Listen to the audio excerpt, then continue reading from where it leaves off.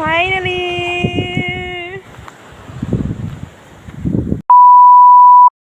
So for today's video nga ay may na-unlock na naman tayong dream place na gusto kong puntahan. So thank you so much Fem for taking me here. It's a dream come true. Thank you so much for making it into reality. Nasabi ko kasi sa kanya na gusto kong puntahan yung The Ruins kasi never pa akong nakapunta dito. Halos hindi nga siya makapaniwala na hindi pa ako nakapunta dito, na ilang months na ako dito sa Rojas na nag-aaral, hindi pa rin ako nakapunta dito. Kaya naman sabi niya, if wala siyang klase ay pupunta daw kami dito. At timing naman at wala kaming klase parehas sa Wednesday. Kaya naman Wednesday ay pumunta kami dito.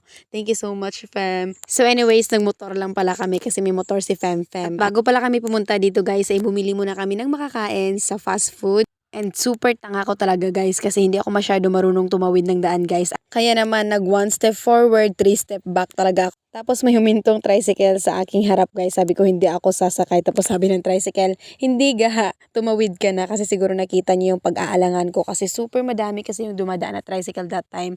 Kaya naman halos hindi ako makatawid. Super nakakahiya talaga.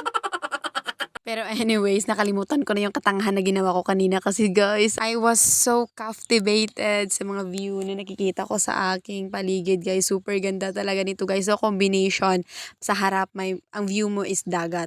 Tapos pag sa likod naman yung view mo is forest or yung mga kakahuyan, greeny. I so love this area, super. At lalong lalo na guys kung bababa ka kasi dito sa inupuan ko sa may coastal area banda guys, mayroong hagdanan dyan pababa tapos may mga wall. So yung pangalan nito is The Ruins, pero guys, hindi talaga siya The Ruins kasi parang beautiful disaster siya guys. Kasi super ganda talaga guys. Abandoned resort daw to, sabi nila. So dahil lunchtime na nga, dito na rin kami kumain ni Fem kasi nag-grab kami kanina sa fast food sa Jollibee. And thank you so much Manatita for the sponsor.